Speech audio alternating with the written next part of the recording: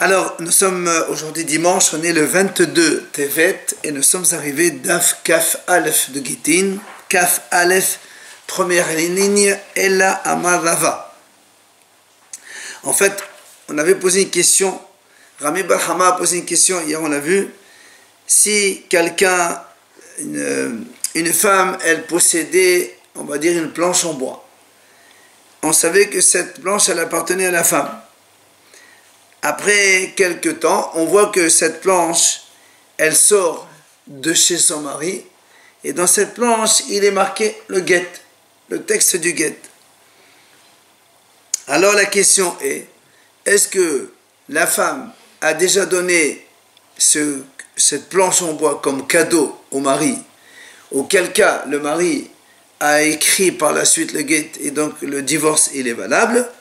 Ou bien, on va dire qu'une femme ne sait pas faire une acquisition à autrui, et donc on considère que le mari a écrit le get sur un bien qui appartient à la femme, et dans ce cas-là, le get n'est pas valable. Parce qu'on a vu que le get, il doit être écrit sur un bien qu'il appartient au monsieur. Et donc, dans ce cas-là, si le cadre appartient, la planche de bois appartient à la femme, le get n'est pas valable. C'était la question qu'on s'est posée. On a essayé de répondre et on a donc repoussé ça parce que c'était encore un monsieur. Et là, notre question à nous, c'est une femme. Est-ce que la femme sait faire une acquisition à autrui ou pas? Et là, Rava, voilà, Rava, il nous donne une possibilité de réponse. Mais de là, on va donner une réponse. C'est marqué Arev hayose le'ahar hitum shtarot gove menechasim bene horin. Nous savons que quand quelqu'un il prête de l'argent à l'autre, si c'est une dette orale, c'est-à-dire il a fait comme ça oralement en présence de deux témoins, si un jour l'emprunteur n'a pas de quoi rembourser, oui, le prêteur il peut lui saisir ses biens qu'il possède, ce qu'on appelle bénéhorin, mais il ne peut pas saisir des biens que celui-là a déjà vendus à d'autres. Par contre, si on fait une dette avec contrat et deux témoins qui signent sur le contrat, donc si maintenant moi je prête de l'argent à quelqu'un par exemple, avec deux témoins, avec un contrat, si au délai l'emprunteur me dit qu'il n'a pas de quoi payer, il n'a pas de bien, mais il a vendu un bien à quelqu'un d'autre, après que moi je lui ai déjà prêté de l'argent, moi je peux me retourner contre ce fameux acheteur et je récupère le bien. Ce qu'on appelle Meshorbadim, Nechassim Meshorbadim. C'est pour ça que la Gemara nous dit maintenant. Rava il dit comme ça, c'est marqué que Arev c'est un garant. C'est-à-dire, imaginons, moi je prête de l'argent à quelqu'un, avec deux témoins, tout est ok. Maintenant, après la signature des deux témoins dans le contrat, il y a un monsieur qui vient se porter garant. Le problème c'est que normalement, on écrit le contrat, on écrit le garant, et après on fait la signature des deux témoins. Et là, tout le contrat est signé avec témoin, et donc il n'y a pas de souci. Ici, dans ce cas, le témoin, le garant, il a signé après le contrat. C'est-à-dire, on a fait le contrat comme quoi je t'ai emprunté une telle somme, tu dois me rembourser tel délai, signature de des témoins. Derrière, il vient le garant, il écrit, moi je me porte garant, monsieur Reuven ben Shimon. La Gemara dit, Gove menechassin beneharin. Si maintenant, ce monsieur, donc l'emprunteur, n'a pas d'argent, je vais me retourner contre le garant. Mais donc là aussi, comme le garant n'a pas de signature de deux témoins derrière lui, c'est comme si c'est une garantie orale. Et donc dans ces cas-là, si je peux me retourner contre le garant, je ne peux que lui prendre des biens qu'il possède. Je ne peux pas lui prendre des biens qu'il a vendus entre-temps. La même chose qu'avec l'emprunteur. Donc ça, c'est le cas de la Gemara. Rava, il nous ramène ça. Pourquoi? Alors, Rava, il veut dire comme ça. Qu'est-ce qu'on voit ici? Quand le garant, il a signé, oui, il a signé dans un contrat qui appartenait au prêteur. Nous, on avait dit hier que normalement, c'est l'emprunteur qui écrit le contrat. Je suis signé, Reuven ben Shimon déclare avoir emprunté telle somme chez les Yehuda ben Issachar, et je dois le rembourser à telle date, et on signe. Et après, ce papier-là, il le donne au malvé, au prêteur. D'accord? Donc, le garant maintenant, quand il a signé, le papier, il était déjà chez le prêteur, évidemment, puisque le contrat il a été signé par le deux témoins. Donc, on voit ici que quoi? Or, on ne peut pas signer dans un papier qui n'est pas à nous. Donc, on est obligé de dire que quoi? Que le malvé, le prêteur, il a fait acquisition au garant de ce papier pour qu'il puisse signer, et après il lui donne. Donc, ça veut dire qu'on voit ici que quoi? Qu'un homme, il peut faire acquérir un document à un autre homme. Et c'est pour ça que la Gemara a dit, la même chose. C'est quoi cette réponse, preuve que tu m'amènes? La même chose, il dit, un homme, il sait faire acquisition. Notre question à nous, c'était quand une femme, est-ce qu'elle peut faire acquisition à un homme, oui ou non? Tu réponds toujours pas à la question. C'est pour ça que la Gemara continue. Rabashi nous amène une réponse d'ailleurs. C'est quoi la réponse? C'est marqué dans la Gemara dit comme ça, dans la Mishnah aussi c'est marqué. Isha kotevet et gita veha ish kotevet shuvaro she'en qiyum haget ella bechotmav. La Mishnah elle dit clairement comme ça, une femme elle peut écrire elle-même le get, d'accord? Et un homme il peut écrire lui-même le shovar, c'est-à-dire le reçu, comme quoi il a remboursé la ktuba. Et évidemment, à chaque fois, c'est l'autre qui va faire signer, par exemple. Normalement, quand le mari donne le guet à la femme, donc le mari, il va apporter deux témoins qui vont signer comme quoi il a bien donné le guet à cette femme-là. Or, ici, on nous dit que quoi? Que la femme, elle peut même faire écrire le guet par un sofer, et après, le mari, il signe ce guet, et il le donne à sa femme. Donc, qu'est-ce qu'on voit ici que quoi? Que la femme, elle peut très bien faire acquisition d'un document à son mari. Et ça répond à notre question, tout simplement. Donc, la femme peut faire acquérir un document à l'autre, au monsieur, de la même façon que parce que normalement, quand une femme est divorcée et que le mari doit lui payer ses dommages, c'est-à-dire la ktuba, la femme, elle écrit un reçu, je sous-signais avoir reçu de tel monsieur telle somme, donc comme indemnisation de maktuba. Normalement, c'est la femme qui écrit ça. Et la Mishnah nous dit là-bas que l'homme, il peut très bien écrire le reçu, et la femme, elle le fait signer par deux témoins. Donc on voit, donc ça va dans les deux sens. Donc réponse définitive de la Gemara, c'est que une femme peut faire acquérir un objet à un monsieur. Et donc la question qu'on a posée précédemment, Rami Bahama, il a dit, si on avait une planche de bois dans laquelle, cette planche, nous on savait qu'elle appartenait à la femme.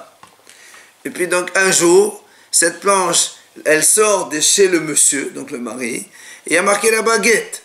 Alors on s'est posé la question, est-ce que la femme, elle a déjà fait cadeau de cette planche à son mari, et elle lui a fait faire une acquisition, comme quoi la planche, elle lui appartient. Et donc après le mari, il a pu écrire le guet, il lui a donné, et donc elle est divorcée. Ou bien, on a posé la question, peut-être que la femme ne sait pas faire acquisition à un homme, et donc la planche, elle appartient toujours à la femme, et donc le guet n'est pas valable. Réponse, avec ce qu'on vient de voir maintenant, si on peut dire que la femme, elle a donné acquisition de cette planche à son mari, et le guet, il est donc valable. Amarava.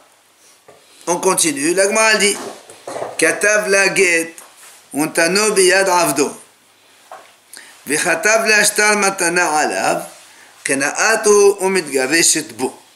Rava dit comme ça, si un homme, il écrit un guet à sa femme et il le donne biyad avdo, dans les mains de son esclave. Et qu'est-ce qu'il lui fait après? Vechatav la shtar matana alav. Après, il a écrit un contrat, comme quoi, le monsieur, le mari, il fait cadeau de l'esclave à la femme. Ça veut dire quoi?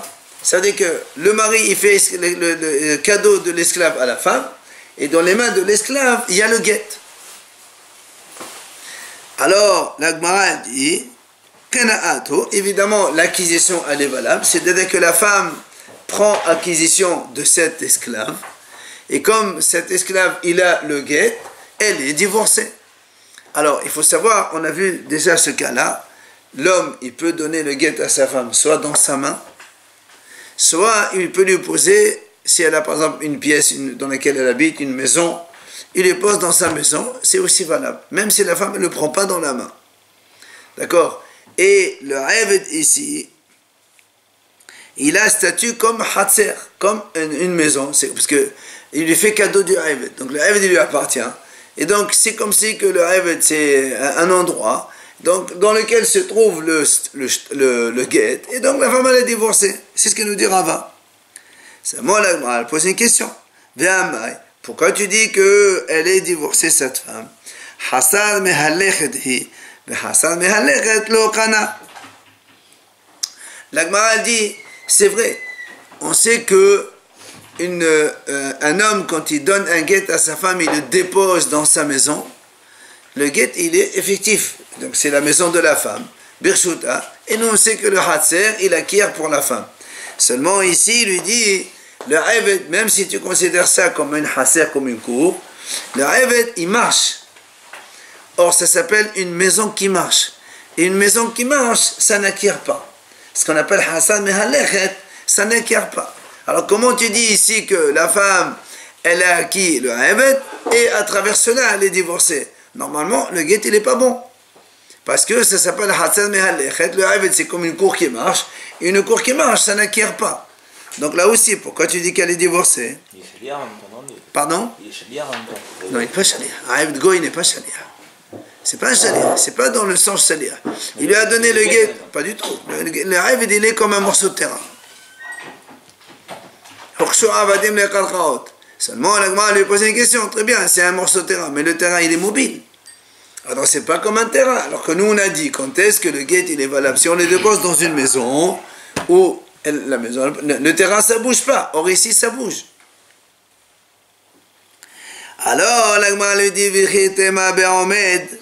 tu vas me dire très bien.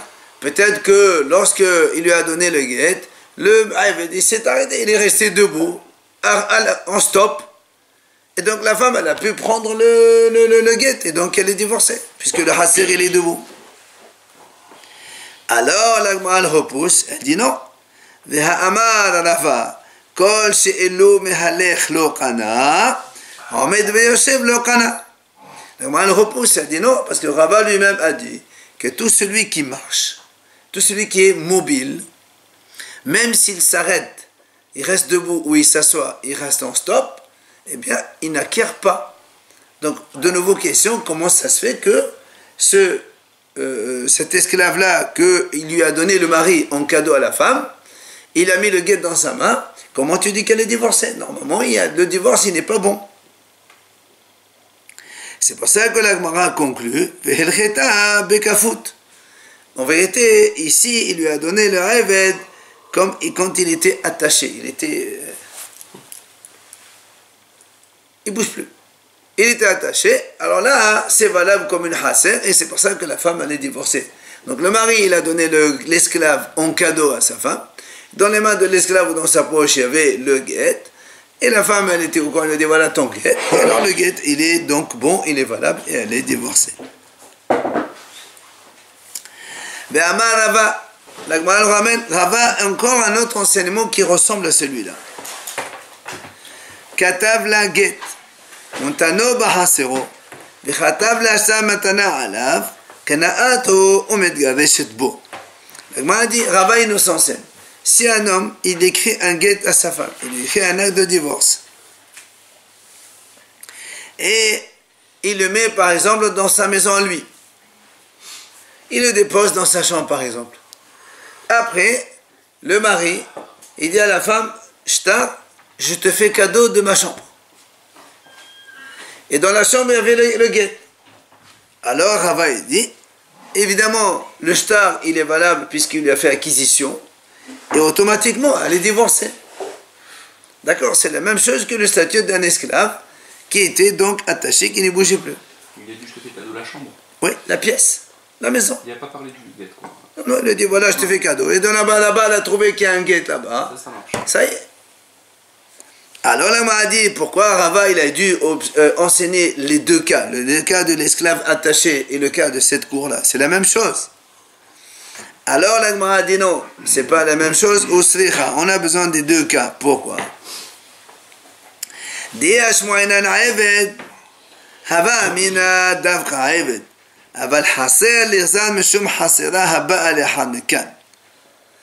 Gemara dit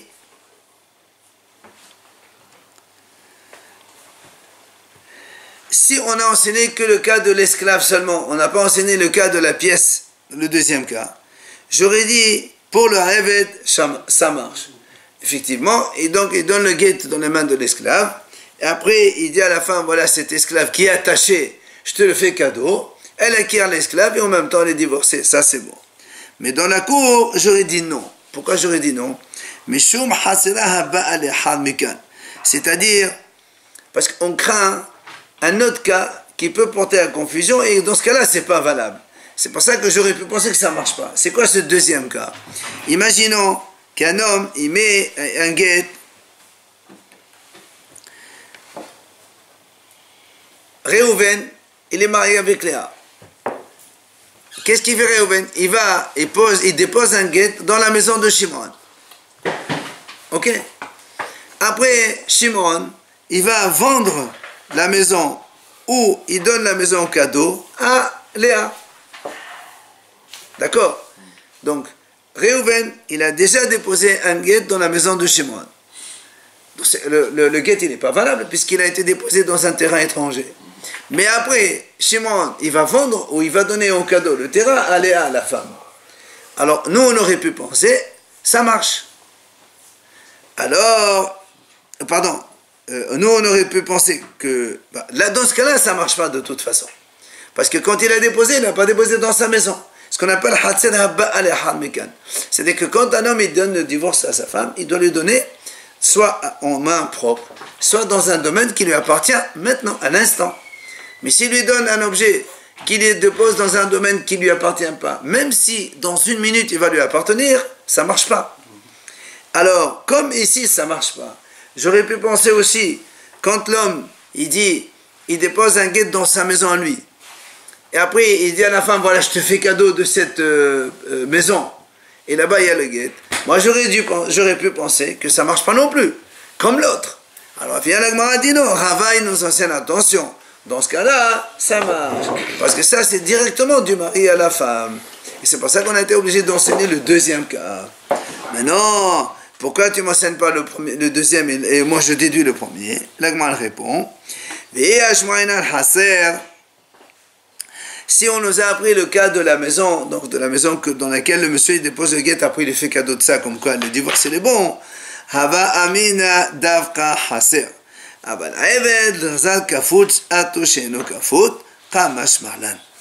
m'a dit, mais si on nous a enseigné le cas de la maison, j'aurais dit le cas de la maison c'est valable, mais le cas de l'esclave c'est pas valable. Pourquoi c'est pas valable? Moi ce que je vais dire, aujourd'hui il a donné un Eved attaché, peut-être que demain il va le donner un Eved qui n'est pas attaché, et nous on va croire que ça marche. Or le Eved qui n'est pas attaché, un esclave qui n'est pas attaché, c'est une maison mobile, et une maison mobile ça n'acquiert pas. J'aurais pu dire que ça ne marcherait pas. Alors Rava nous a enseigné que même Eved Kafout, ça marche quand l'esclave est attaché et que le mari dépose le guet dans ses mains. Alors la femme elle est divorcée.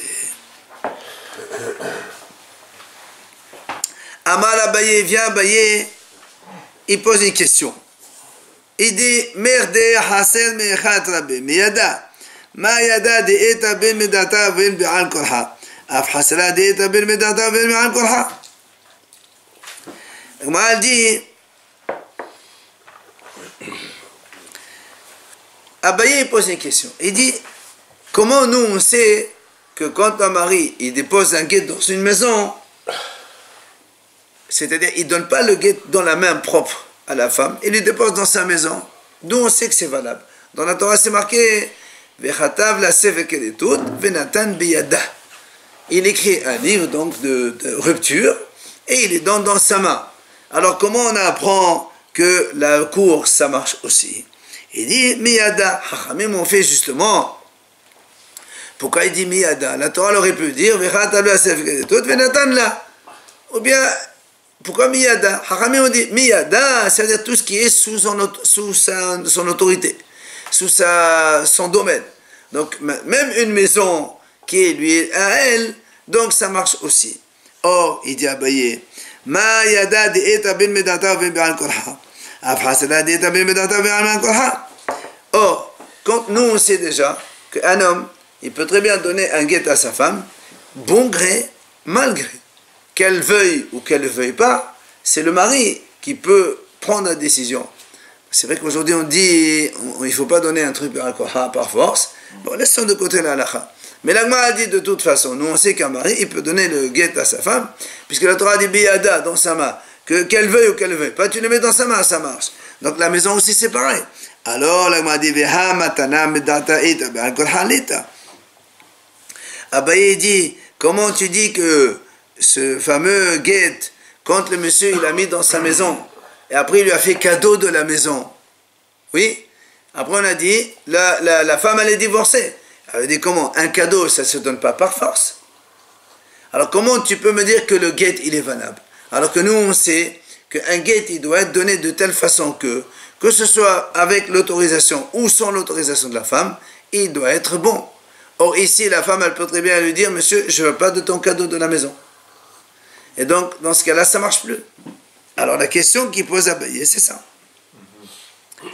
Alors, Matrif la Rav Shimi Barashi, il vient à Rav Shimi Barashi, il lui dit, mais si c'est comme ça, Yehash lihut li Kabbalah, dimedata eta be'al korhalit, avec Ahavi Shaliach li Kabbalah. Rav Shimi, il objecte à Abaye, il dit, bon, c'est pas une objection ce que tu dis, pourquoi? Parce qu'une femme, on a dit, elle peut recevoir le guet dans ses propres mains. Mais elle peut aussi nommer un shaliach. Vous vous rappelez, on a parlé de shaliach holacha de transport. Le mari le fait. Et on a parlé aussi de shaliach de réception. Ça, c'est la femme qui le fait. Une femme, elle va dire à un shaliach, tu vas chez mon mari et tu prends le guet pour moi. Et dès que le shaliach il a pris le guet, la femme, elle est déjà divorcée, même si elle est à distance, donc quelques jours après. Or, quand on fait un shaliach, les Kabbalah, on ne peut pas faire un shaliach par force de la femme. C'est la femme qui nomme un shaliach pour aller recevoir son guet. Ben, tu vois bien que là aussi c'est pareil. Ça marche seulement avec l'autorisation de la femme. Ça ne marche pas quand c'est par force. Et pourtant, le guet il est valable. Donc la maison cadeau aussi c'est pareil. Même si ça marche seulement dans le cas où la femme accepte le cadeau. Et si la femme n'accepte pas, ça ne marche pas. Eh bien, ça devrait être que le guet il est valable. Pourquoi, Abaye, tu me dis, comme on a appris de Miyada, il faut qu'il soit le guet par force ou volontairement. Et là-bas, comme ça ne peut pas être par force, alors ça ne marche pas. C'est pas vrai. Shaliach Kabbalah, il ne marche pas par force. Et pourtant, Shaliach Kabbalah, ça marche en tant que guet. D'accord? Vous voyez la nuance. Mais par force, on dit ça marchait, non? Ça doit marcher. Ça doit marcher. Et comme ça ne marche pas ici, tu peux pas, un shaliach ne peut pas recevoir un guet pour une femme si elle ne le dit pas. Mais en l'occurrence, elle lui dit. Elle dit, va me prendre. Très bien. Donc tu vois bien que le shaliach Kabbalah, il ne peut pas recevoir le guet sans l'avis de la femme. D'accord? Donc ça ne marche que seulement avec l'autorisation de la femme. Et le guet, il est valable. Abaye, il est objet de quoi? Il dit, comment le cas du cadeau marche, alors que normalement, nous, on conçoit que le guet est valable seulement s'il marche dans les deux manières, avec force ou sans force. C'était ça son problème à Abaye.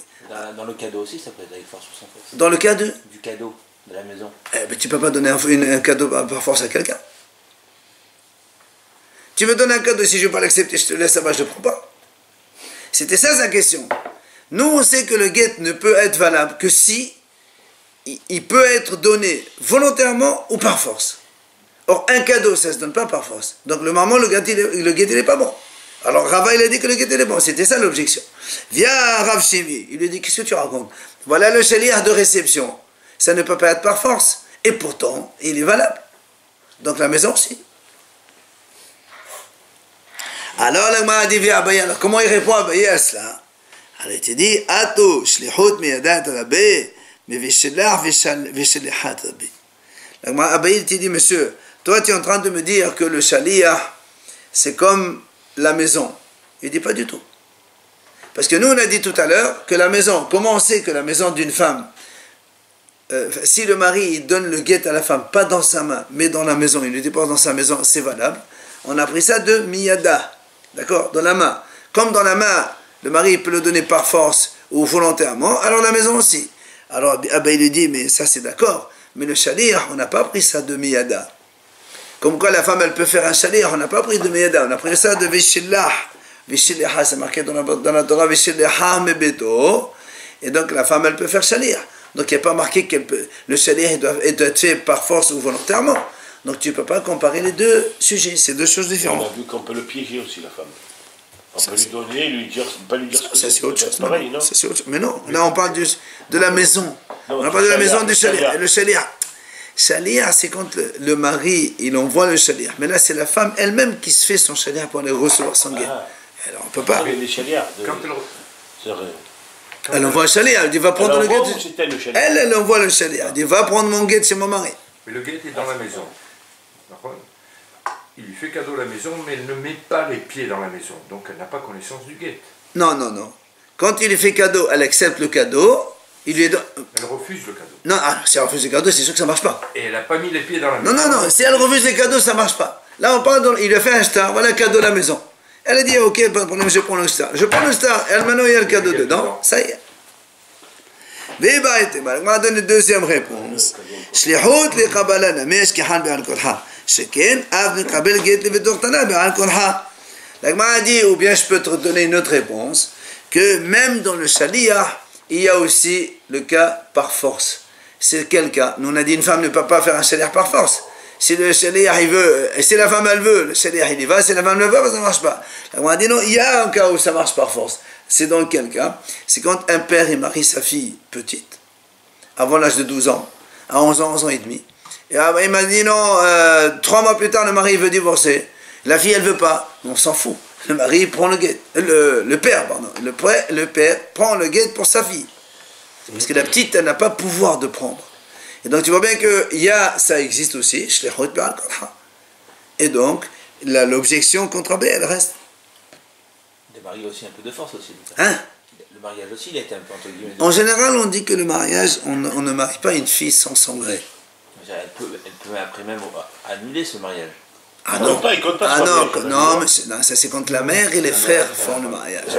Si c'est le père, c'est un mariage complètement officiel Avant et 12 ans. valable avant 12 ans sans aucun souci. Quand c'est le père qui le fait, c'est officiel, il n'y a rien à dire. Et il est considéré comme divorcé? Absolument. Elle ne peut pas se marier avec un Pourquoi Kohen. elle? Non. Allez. Allez, on a vu dans la Mishnah, rappelez-vous, on peut écrire un guet sur tous les supports.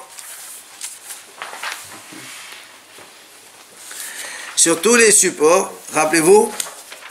Et on a dit par exemple dans la Mishnah là-bas que s'il écrit sur la feuille de vigne ou sur la corne d'une vache, on a dit ça, la feuille d'olivier ou sur la corne d'une vache, c'est valable, mais attention, on a dit, il lui donne la vache. Parce que, rappelez-vous, on a dit, c'est marqué dans la Torah, Vechatav Venatan, dès qu'il a écrit, il faut qu'il donne. Or, s'il écrit sur la corne d'une vache, et qu'après il doit couper la corne, ça fait une interruption entre l'acte d'écrire et de donner, c'est pas valable. La seule possibilité, c'est qu'il écrit le guet sur la corne d'une vache, il lui donne la vache complètement. Ou bien il écrit sur la main d'un esclave, il lui donne l'esclave. Ça, c'est le guet, il est valable. Très cher. La feuille d'olivier, là, elle est très chère. Obligatoirement, on va voir comment ça se passe, mais obligatoirement, là aussi, il ne faut pas que ça coupe. Alors, la Gemara dit, Bishlama, dernière ligne. Yad de'avet, la avshal et merseillé. Et la keren shel para l'erseye ou l'etvile. Donc la Gemara pose la question. Il dit pourquoi je comprends la main d'un esclave. Quand le mari il écrit le guet sur la main de l'esclave, il ne peut pas couper la main de l'esclave. C'est absurde de faire du mal comme ça aux gens. C'est pour ça qu'on a dit il doit lui donner l'esclave. Et c'est valable. Mais pour la corne de la vache, pourquoi la Mishnah elle oblige à ce qu'il lui donne toute la vache? Il n'a qu'à couper la corne. Il lui donne la corne. Tu l'as fait souffrir aussi, la bête, là, non? Couper la corne, ça ne fait pas souffrir. Non, enlever la corne à une vache, ça ne fait pas souffrir. Amal Kana, c'est pour ça qu'il lui répond ce qu'on vient de dire maintenant. Vechatav Venatan, là, il écrit, il lui donne. Mi she'eno mehosad ella ketiva untina. Yasaze she mehosad ketiva, qu'est-ce que c'est ça untina? Comme on vient de dire maintenant, comme la Torah l'a dit, Vechatav Venatan, il écrit, il donne. Il faut donc 2 actions seulement, écrire et donner. Or, si tu coupes la corne de la vache, il y a écrire, couper et donner. Donc ça, c'est pas valable, il faut qu'il donne toute la corne de la vache. Il faut la couper avant, quoi. Si la coupe avant, il n'y a Non, pas de c'est pas problème. bon. Si, il peut la couper la corne avant, il écrit dessus, il n'y a aucun problème. Il ne va pas donner la vache. C'est comme il veut. S'il a écrit avant de couper la corne, il ne peut pas couper la corne, on est obligé de donner la vache. Mais s'il coupe avant, il ne donne pas la vache. Il donne Oui, la c'est corne. coupé. Dans ces cas-là, bien sûr, pas de problème. Rabbi Yossé à Galilée, Omer. Alors, rappelez-vous que dans la Mishnah, on a dit, Rabbi Yossé à Galilée lui a dit non, on ne peut pas écrire un guet ni sur un support alimentaire, ni sur un support d'être vivant. C'est-à-dire sur la main de l'esclave, sur la vache, ça ne marche pas. Sur la feuille de l'olivier, ça ne marche pas non plus sur Rabbi Yossé à Galilée. La Gemara dit, Maïtama de Rabbi Yossé à Galilée. Pourquoi Rabbi Yossé à Galilée, il a dit que ça ne marche pas dans ce cas-là? Alors il répond, Détania, parce qu'on a une braïta qui dit, c'est marqué dans la Torah, Sefer. C'est quoi Sefer? Il y a marqué dans la Torah, Vechatavla, Sefer Keletut. Sefer, c'est un livre, entre parenthèses, ou un manuscrit, on va dire comme ça, c'est plus simple. C'est quelque chose sur lequel on est inscrit. Endi, et la Sefer. Maintenant, la botte Kodaba, Tamodoma, Vechatavla, Mekol Makom. La braïta dit comme ça, c'est marqué Sefer, donc ça veut dire qu'il faut un parchemin. D'où tu sais pourquoi les Hachamim ont dit on peut utiliser tous les supports possibles. Autre, le bois, enfin du métal, je sais pas moi. Il dit parce que c'est marqué Vechatavla. Hachamim dit, comme il y a marqué dans la Torah, il lui écrira, mais comme sur n'importe quel support tu écris, après tu donnes, il n'y a pas de problème. Ah, Imken Matamodoma Sefer. Alors, Rabbi Yossé Galilée explique, il dit comme ça. Alors pourquoi la Torah dit Sefer dans ces cas-là? Si tu veux inclure tous les supports, pourquoi tu marques Sefer? Normalement, Sefer, c'est un parchemin. La réponse, Ma Sefer Davar She'en Boru Hachayim Ve'eno Ochel, Afgon Davar She'en Boru Hachayim Ve'eno. De la même façon, c'est pour te montrer justement, comme un parchemin, c'est quelque chose qui n'est pas alimentaire, on ne mange pas, et c'est quelque chose qui n'est pas vivant. De là, tu apprends, Rabbi Yossé Galilée, il te dit, de là, on apprend qu'on ne peut écrire le guet que sur tout support qui n'est pas être vivant et qui n'est pas quelque chose de consommable. C'est pour ça que Rabbi Yossé Galilée a dit dans la Mishnah, on ne peut pas écrire un guet ni sur la corne d'une vache, ni sur un esclave, ni sur la feuille de l'olivier non plus. Ah, l'Agma a dit la banane. Alors pourquoi les Haramim, eux, ils ont dit on peut écrire sur tous les supports, même les êtres vivants et les animaux, etc. Voilà, pourtant on vient de voir la Braïta qui a dit non. Haramim, ils te répondent, Ektiv besefer ket kamrat. Hashtag Ektiv sefer desferat devarim hudeata. Haramim, ils te disent non. Parce que c'est marqué dans la Torah, Vechatavla sefer kelitut. S'il y a marqué besefer dans un parchemin, tu as raison, dans un parchemin, il faut que ces choses écrites, comme on a dit maintenant, sefer, donc uniquement un parchemin. Mais comme il y a marqué sefer, il n'y a pas marqué besefer, sefer, ça veut dire sipour, raconter. Il lui écrit un texte dans lequel il lui raconte, voilà madame, tu es libre, tu n'es plus attaché à moi, etc., etc., etc. C'est la formule, donc le récit du guet.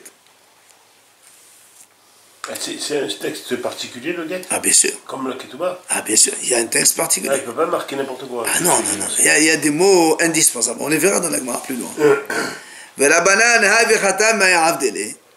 Alors la Gemara dit, alors dans ces cas-là, pourquoi la Torah dit Vechatavla?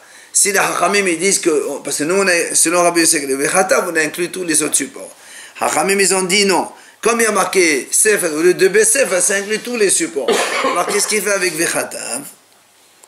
Ah, ils te répondent Hachamim, mais Vaelehu Birteva Medgareshet Vina Medgareshet Bekesef.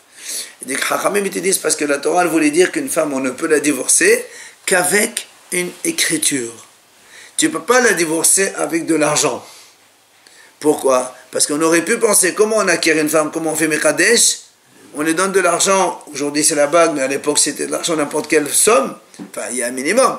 J'aurais pu penser, il lui donne la même somme. Mais voilà, maintenant, allez, Adbit Goreshet, Gaman. Hachamim me disent non, c'est marqué dans la Vechatav, ça ne marche pas. Il faut obligatoirement écrire un texte. C'est pour ça qu'il y a marqué Vechatav. Donc j'aurais pu penser, Akish Yesea la Havaya, Ma Havaya Bekesef Vesiana Bebekesef, Kamashmalan. J'aurais pu penser donc qu'on va comparer la sortie avec l'entrée. La sortie, c'est-à-dire le divorce avec l'entrée, avec le mariage. Comme dans le mariage, on peut faire ça avec de l'argent. Il lui donne une somme donc importante, ou pas. Eh bien, la sortie aussi, on aurait pu penser qu'on peut divorcer d'une femme avec de l'argent. Kamashmalan que non. C'est pour ça, Hachamim te disent, il y a marqué Vechatav. Alors maintenant, on se tourne vers Rabbi Yossé Galilée, Vedar. Et toi, Rabbi Yossé Galilée, puisque tu as appris de Vechatav là, comme quoi on peut l'écrire sur des supports, mais qui ne sont pas animaux, ni être vivant, ni quelque chose de consommable. Alors d'où tu apprends qu'on ne peut divorcer qu'avec un texte écrit. Il te dit, Nafkalem Sefer Keletut. Et c'est marqué dans la Torah, Sefer Keletut. Et lui, il te dit, Sefer Kota ve'en davar acher kota. Il n'y a que le livre qui peut rompre avec la femme et pas autre chose. Donc, obligatoirement, il faut qu'il y ait de l'écriture. C'est de là que Rabbi Yossé à Galilée, il apprend. Alors, on dit au Hachamim maintenant, Vedar, Hachamim, comment vous apprenez?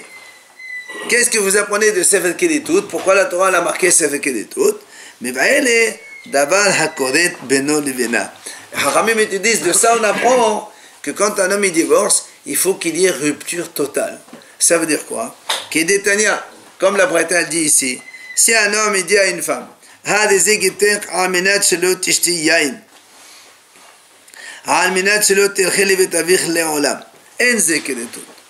un homme il dit à sa femme, voilà ton acte de divorce, il émet une condition derrière. C'est quoi la condition? Que tu bois jamais du vin, ou que tu ne rentres jamais chez ton père. Là, le guet, il n'est pas valable. Pourquoi? Parce que quand il fait un tnaï indéfini, ça veut dire qu'il la laisse attachée à lui, puisqu'elle dépend toujours de lui. Alors ça, c'est pas un guet. Mais par contre, s'il lui dit, non,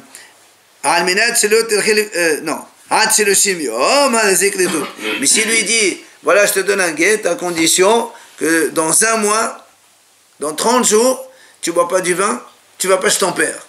Alors ça marche. Le guet, il est valable. Parce qu'après un mois, la femme, elle est complètement détachée de son mari. Alors dans ces cas-là, ça marche. C'est pour ça qu'il dit, Rabbi Yossé Galilée, Sefer Keletut, il faut qu'il y ait une rupture totale. Si le mari il laisse une attache avec la femme indéfiniment, alors le guet, il n'est pas guet. Vedach, alors les Hachamim, comment ils apprennent ça? Puisque eux, ils ont déjà utilisé Sefer Keletut pour dire, il faut que ce soit une écriture qui la rompe et pas autre chose. Alors ils disent, Hachamim mekaret Keletut, parce que la Torah aurait pu marquer Sefer Karet, pourquoi Keletut? 2 fois. Alors ils apprennent les 2 leçons. Alors Vedach, Rabbi Yossé Galilée, il te dit Karet Keletut, la darché, il ne fait pas de dracha, de Keletut tout seul, ça suffit. Matiti nouvelle Mishnah. En kotvin bimhobal la karka. La Mishnah dit on n'écrit pas le guet sur quelque chose qui est encore attaché au sol.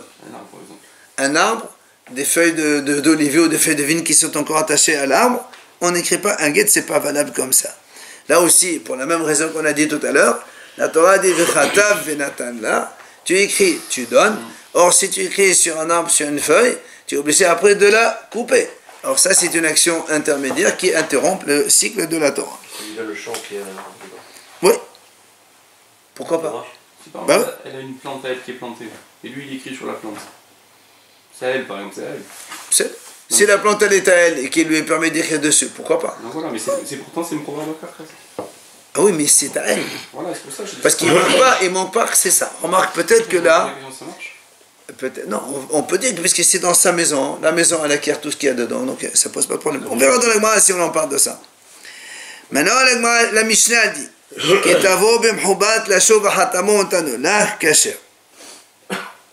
si maintenant il a écrit le guet sur une feuille d'olivier ou une feuille de vigne, elle est encore attachée au sol. Avant de le faire signer par les témoins, il coupe la feuille, il la fait signer, et il lui donne. C'est cachère. La Gemara va poser une question. Rabbi Yehuda lui dit non, monsieur, ça ne marche pas non plus.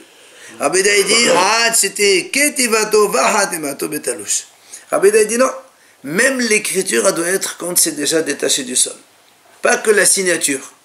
Donc Rabbi Yehuda n'est pas d'accord avec la Hachamim.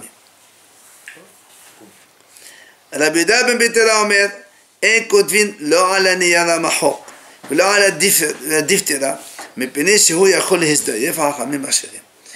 Donc un autre avis dans la Mishnah sur un autre sujet. Rabbi Yehuda ben Betera lui dit, on ne peut pas écrire le get ni sur une feuille effacée, parce qu'après on peut falsifier comme on veut, ni à la diphtéra, c'est une sorte de parchemin qui n'est pas encore travaillé, parce que là aussi pour la même raison, chez Hisdayef, parce qu'on peut falsifier le texte. Hachamim, eux, ils disent kasher, on va voir pourquoi. Alors, Gemara, donc on revient sur la première idée de la Mishnah, quand on a dit, on n'écrit pas dans tout ce qui est attaché au sol, et après on a dit, s'il a écrit, après il a détaché, et il le fait signer, il lui donne ses kasher. Alors on a dit, que t'avois la mechoba, c'est la question qu'on vient de poser maintenant. Comment tu me dis d'abord, on n'écrit pas sur des choses attachées au sol. Tout de suite après tu me dis, et s'il a écrit, après il a détaché, il a fait signer, ça marche. D'abord tu me dis on n'écrit pas, après tu me dis on écrit, c'est bon. C'est contradictoire. La signature c'est important, je peux dire. Signature quand il remet. Transmission, on avait dit. Je sais pas, parce qu'on a une discussion quand même, est-ce que la signature des témoins est importante ou pas? Mais c'est rare, ça dépend de la discussion. Mais c'est rare, c'est pas la signature. Edim Sera, c'est la transmission. Donc même si on ne signe pas, on s'en fout. Mohamed va répondre. Amar Aveda Amar Shemuel Behu, Shishiyed Mekom Hatodef. Ravida Nashmuel dit, tu sais quoi? Quand on a dit il a écrit le guide sur la feuille qui est encore attachée au sol, il a écrit tout le texte, mais sans mettre le nom du monsieur, le nom de la femme, enfin le texte essentiel. Parce qu'on a, comme dans toutes les shtarot bedin, il y a la formule, comment on appelle ça? La base formulaire.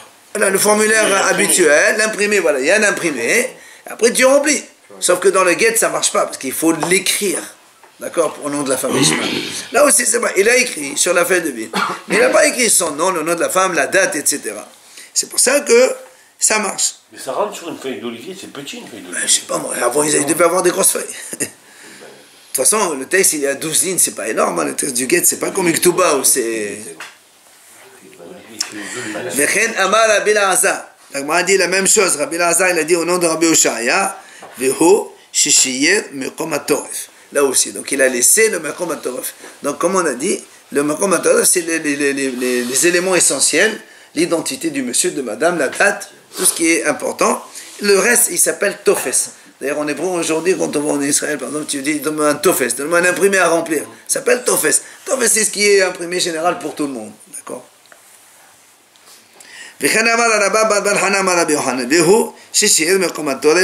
Donc, là aussi, c'est pareil, il a laissé de côté l'endroit où il faut mettre remplir.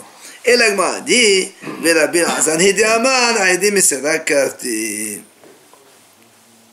il dit en fait, cette Mishnah, elle marche selon Rabbi Elazar, puisque c'est lui qui dit que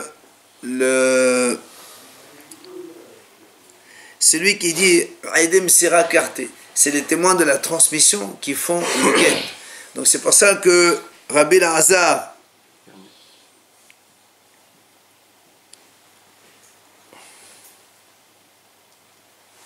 c'est pour ça que la Mishnah, quand on dit En kotvin b'mchoba, on ne crie pas sur les choses donc, qui sont attachées au sol. Ça, c'est Rabbi Elazar qui a dit on n'écrit pas. Parce que pour lui, contrairement à quand on a dit s'il a écrit, après il a enlevé, il a fait signer, il lui a donné ses cachers. Nous, on sait que pour Rabbi Elazar, la signature, elle vaut rien. Puisque Rabbi Elazar, il dit la confirmation de l'acte de divorce, elle se fait par la transmission devant d'un témoin. Même s'il n'y a pas de signature, on s'en fout. Donc tu vois pas, la signature, Rabbi Elazar, ça n'intéresse pas. Donc on est obligé de dire, c'est Rabbi Elazar qui a dit on ne doit pas écrire dans Mechoba, parce que si tu écris dans le Mechoba, même si après tu ne le signes pas, de toute façon, ça ne vaut rien pour lui.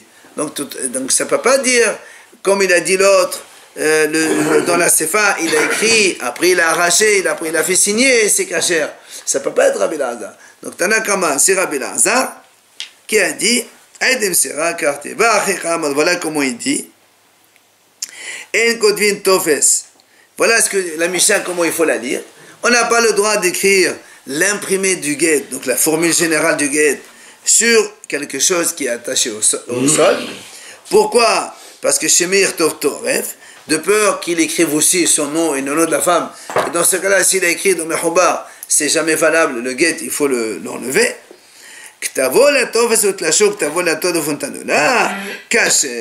Si maintenant il a écrit que le formulaire sans le nom, l'identité des deux messieurs, enfin le monsieur et la madame et la date, et après il l'a arraché du sol, il l'a rempli avec le nom, prénom du monsieur et de la madame, il lui a donné, là il n'y a pas de problème, c'est kasher, puisque il n'y a pas besoin de signature. Ici, on ne marque pas hatamo comme on a marqué dans la Mishnah, puisque Rabbi Elazar a dit, j'ai pas besoin de la signature des témoins, c'est la transmission qui est donc importante.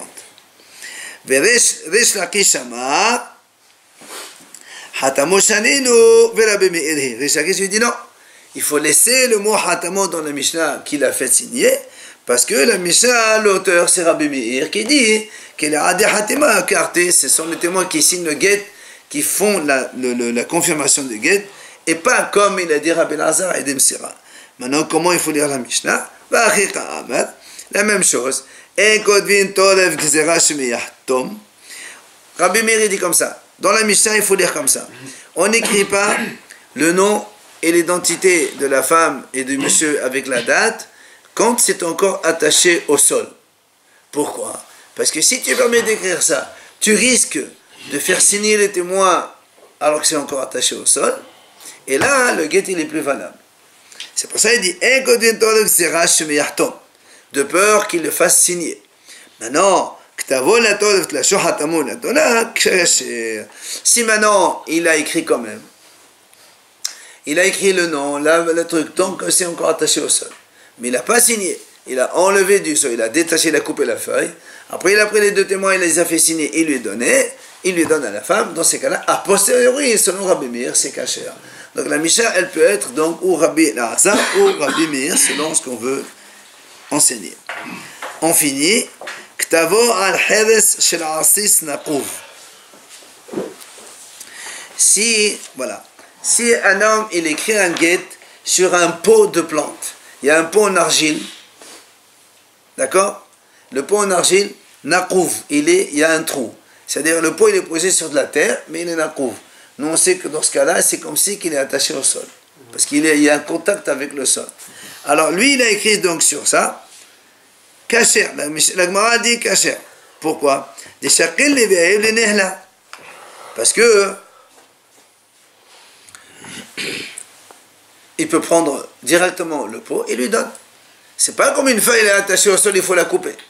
Bien que le pot qui est percé, il a contact avec le sol, on ne va pas dire il est mehoubar. Il est comme mehoubar au niveau halachique, on verra. Mais pour le guet, il n'y a pas de souci. Tu écris, tu prends le pot, tu le donnes. D'accord? Donc c'est kasher. Par contre, si maintenant quelqu'un il a écrit sur, par exemple, dans le pot, il y a une plante, il y a une grosse feuille, il écrit le guet sur la feuille. Alors, est-ce que c'est kasher ou c'est pas kasher? Abaya amad kasher, Velava amad pasoul. Abaya il a dit c'est kasher, Abaya a dit c'est pasoul. Pourquoi? La Gemara explique. Abaya amad kasher. Comme on a dit tout à l'heure, même s'il a écrit sur la feuille, il prend le pot, il lui donne, puisque c'est détaché. Rava amad pasoul, Abaya dit non, c'est pasoul. Pourquoi? Parce que je crains. Qu'est-ce qu'il fait? Il va couper la feuille, il va la lui donner. Or, si tu coupes la feuille, tu lui donnes, c'est pas valable. Donc c'est pour ça que Rabbi a dit pas soul. D'accord? Donc, Mahlok Tabeir Rabba dans ce cas-là. Il peut couper la feuille.